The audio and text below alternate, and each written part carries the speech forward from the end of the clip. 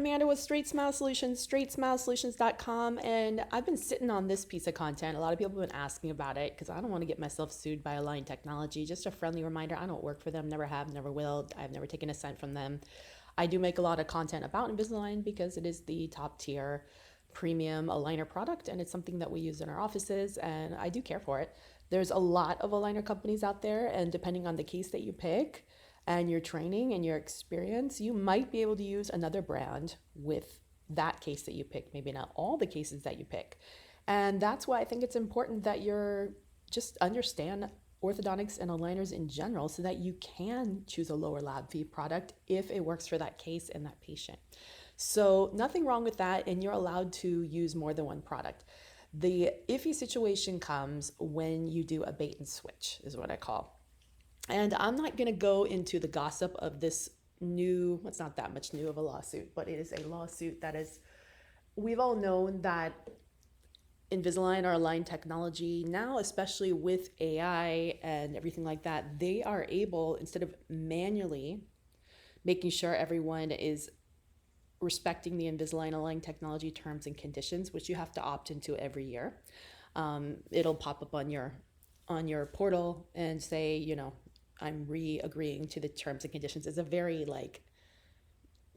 low key type of thing. You might not even realize that you're doing it, but you're opting into their terms of service in order to be a provider. You really should read that stuff because that's going to tell you what you can do and not do.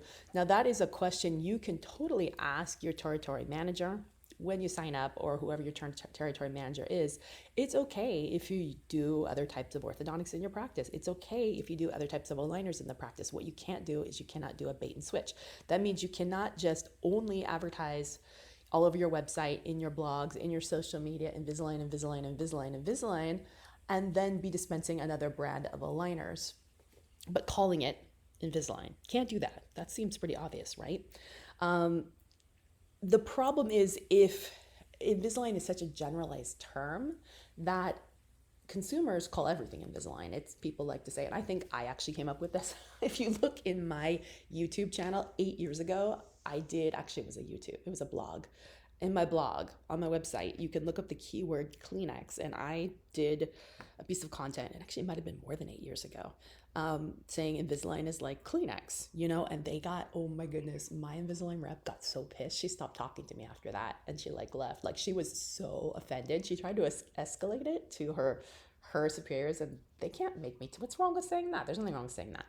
But anyways, now it's funny because it's all over podcasts and everyone's calling Invisalign Kleenex. And I go, oh, that was me almost 10 years ago that came up with that. But in any case, yeah, Invisalign is just, it's kind of like saying Kleenex. I mean, I say pass the Kleenex. I don't say pass the facial tissues. So when patients come into your office, they're going to ask about Invisalign. The vast majority of patients do not give a rat something if you use a different aligner brand, as long as it's a clear aligner. They don't care. Now, some do and some don't, and you need to be crystal clear with what you're giving them, the branded product or a non-branded product. Like I said, for some cases, it does not make a difference as long as you stage it and make sure the attachments are done right and you control the outcome by having a good Clin Check or a good, I can't do that either. I can't call it a Clin Check. A good treatment plan, clear aligner treatment plan, it will probably work for a simple case, no matter what brand you use. But for harder cases, no, you're probably going to have to use Invisalign because the other ones aren't going to work. And that just comes with experience. So if you want to learn more about this doctor, this pretty prominent doctor, orthodontist, that was sued by Align Technology, you can Google it. I'm not going to tell you the gossip from it. It's all over. Dr. Bicuspid did an article in May about it. Just look up orthodontist sued for $28 million and you can read all the content. There's so much news out there about that. And basically what he did a bait and switch. He was using spark aligners instead, and he wasn't just using some spark aligners, he was using all spark aligners. Like, he hadn't done an Invisalign case in, I don't know if it says, I don't want to make up a time, but it was definitely in a significant period of time. There was no new active Invisalign cases. So you have to, from what I read in the terms and conditions, you have to be actively doing new Invisalign cases, not transfer cases. New Invisalign starts every quarter in order to be considered an active doctor. So if you go a quarter or 2 or 3 without any new cases, and you just have either transfer cases or existing cases, and then you start using Spark or ClearCorrect or a white label brand or any other brand, and you're still got Invisalign all over your website, all over your blogs, all over your social media. Patients are talking about their Invisalign experience on their social media and tagging your office, well, then you could potentially be in violation.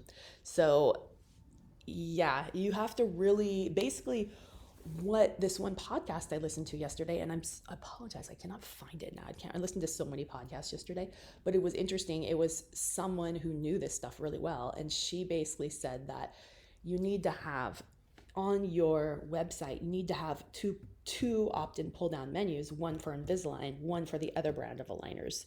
And you need to change all the verbiage in the other brand of aligners. Take out the word Invisalign, replace it with clear aligner, clear aligner, clear aligner, clear aligner. Can't use the word Clincheck either. Anything that is a branded or trademark term from Align Technology cannot be in any of the content on the clear aligner alternative page.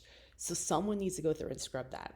Like seriously scrub it. Same thing in all your posts, in all your social media, in all your blogs, and your YouTube videos, in your take-home instructions. Everything has to be separate. Clear aligner versus Invisalign.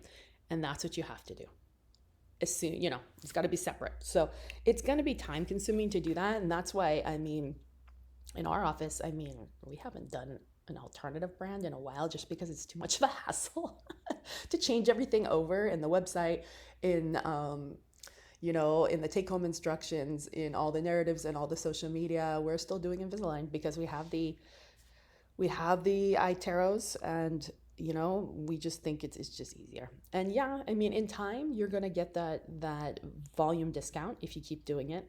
I know a lot of you don't like that idea, so my suggestion is, honestly, you can do the two different options, but you have to be very careful and do not go by what I'm saying here, because this may not be right. I'm not an attorney. I didn't read your terms and services for you, which might be different in your country, your province, your state of licensure. You need to see what you signed. And then you need to talk to your territory manager and whoever's in charge and make sure they do a thorough evaluation. My suggestion is to get it in writing, that you're good, that you're clear, that you're doing things right. Anytime you don't get something in writing, it doesn't count if there's a problem. So you want to get it in writing. All right. Thanks so much.